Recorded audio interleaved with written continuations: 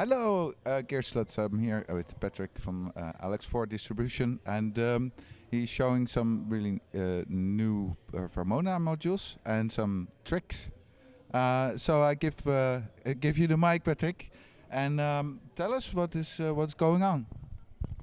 Hello on the other side of the screen. We're here at Ginko Synth Fest or Modular Fest, and I'm here for Vermona. And I have a couple of new modules that you've probably not seen like this. So the first is the random rhythm. And the second is this, you can see it's still a prototype, I don't know the name of it, it's a quad envelope. And I will always show you a couple of other things, but maybe let's first start with the random rhythm. I have connected it to the twin cushion, so the drum machine, and let's just see if we get a sound. If we unmute this, we should have a hi-hat. And here we have the bass drum. Yeah, it's a nice little kick. For the kick we have the sign, the triangle or the square, aka Berlin, Frankfurt, Rotterdam. Let's stick to Berlin. I'm from Berlin, so okay. But let's see where the rhythm is coming from. Actually, we have all these systems clocked together with the ERM multi-clock, and that makes the job on events like this a lot easier. If at least all the systems that are noodling around share the same clock. So yeah. The clock is coming from here. When the clock comes in, I actually give it quarter notes, and this module basically is kind of a clock multiplier. So I have the quarter note, which I could also tap. I could use it as a master. And now I have the quarter note here. I have 8th notes here, 16th here, and triplets there. So, and I have nice little sliders. What they do in a moment. So first thing is the hi-hat is sitting on the 16th right now. So if I take off the quarter note, the bass drum is gone. And yeah, what we hear is that this is actually not really pure 16th. There's just a couple of notes are missing. And if we pull this fader all the way up, then we actually have all the 16th. That's why this is not a level or something. This is the probability for the note to be played. And actually, this sounds like a random thing. As long as this light is lit, it's not completely random. So if I push this button for like a second, so now we're in complete random mode, and now I take the probability down, and we can see, okay, there's lesser beats appearing. Typical randomness. But now let's get rid of the randomness. I just push this button. And I also give us the bass drum back just for reference, makes it easier to listen. So maybe not as loud, just the bass drum, bam. Some more decay on the hi-hat, maybe also take the hi-hat a bit down, lower, okay. So now we see we have this rhythm. And now it doesn't sound like randomness anymore. What it does, I will explain a bit later with a kick drum because it's easier, it's only 4 kick hits. But if I want to change the pattern, I have this nice little button called dice.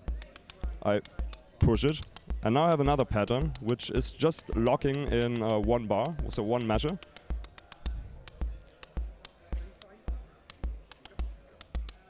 Okay, so what happens here? It's best explained with the bass drum. So these are probabilities from 100% to 0%. Actually, when I push the dice button, what happens is that there's kind of probability thresholds that are set for the steps. So for the kick, which is a quarter note, so there are 4 kicks in 1 bar, it actually generates 4 values. Let's say the first kick has a probability threshold of, let's say, 70. The second one has one of 60. The next one has one of 50. And the next one has like the 40. So what would happen if I go to the 100? Of course, all of them will play. If I would go to 80, still everything would play because the first kick is 70 and then it goes down. But what happened is if I'm on a value of, like, let's say 65 or something, then the 70 hit would not be played, while the other hits would be played. And if I go lower, just these hits won't be played anymore.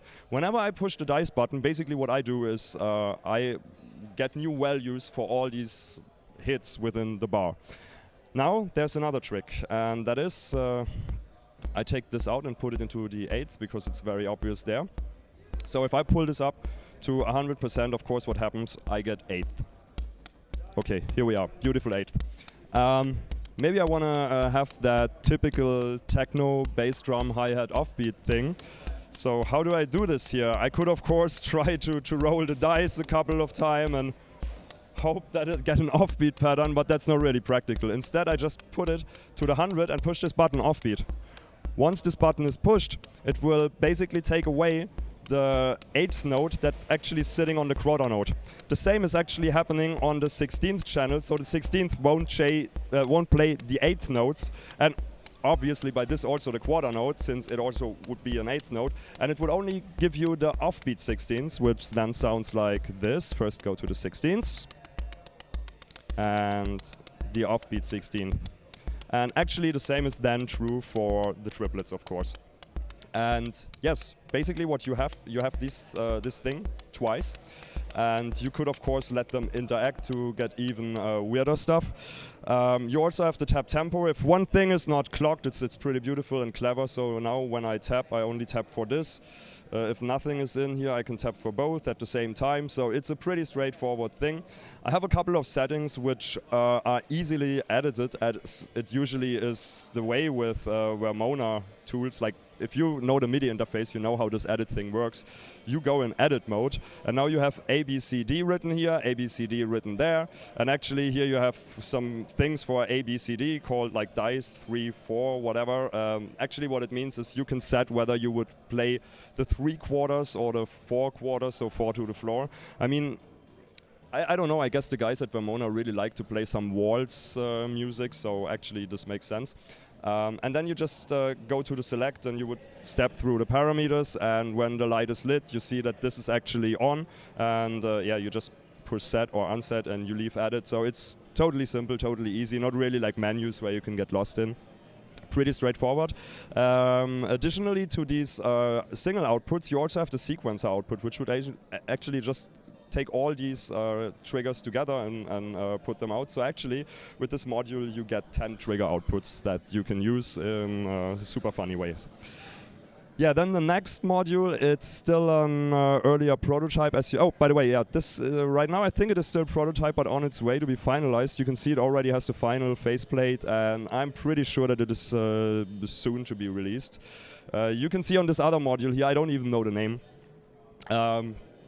This is not the real faceplate, obviously, but it's a very interesting module. Actually, what it is, it's a quad envelope, but the funny thing is that you actually only have single segments of an envelope. So actually, you could say that this envelope here, which is triggered right now from my random rhythm, works as a decay envelope.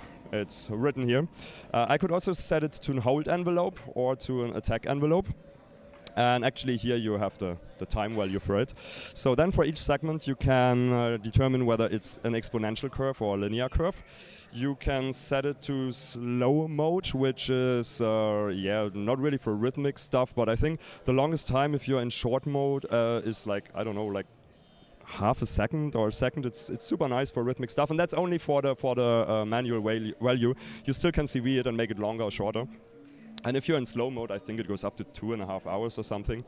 And now what you have is you have a positive output of this envelope, you have the negative output, you have a CV input to control the time parameter, and you have an end of phase output. And what I did before, I was just using the end of phase of this. So once it does its job, whatever that is, attack, hold or decay, it will just output a small little trigger, which then triggers the other envelope.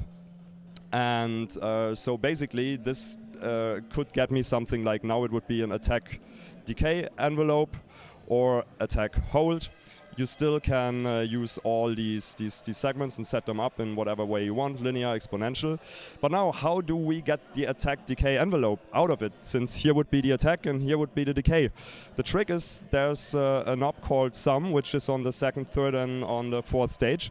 And what the sum knob will do, it will just take the above output and just mix it with yeah, this output. So basically, we have the attack here, which would be mixed to this output. While the attack is running, actually this output itself is doing nothing. So actually we would just have the attack is done, and then it just takes its own decay. So here we have it, the attack decay. We could also just take all these sum buttons all the way down and take this output, and would then just have a 4-stage envelope if we would actually take these and end of phases and connect them. Also, of course, we can take the last end of phase for the trigger, and then we have some weird LFO or whatever. It's a beautiful module, and I hope it will be released soon. It already now is a lot of fun, and yeah, it's super amazing. Another thing, which I'm also pretty amazed of, I have to say, even though it sounds so simple, is the quad polarizing mixer ring modulator. And what is so nice about it is the following thing. I just try to patch something up. So I just take the output of this oscillator. Let's hope it's not too high. Replace it with the bass drum channel. Get it in. Turn it on. Okay, here we are. So I already have some modulation running on. Maybe turn it to something less annoying. So, okay.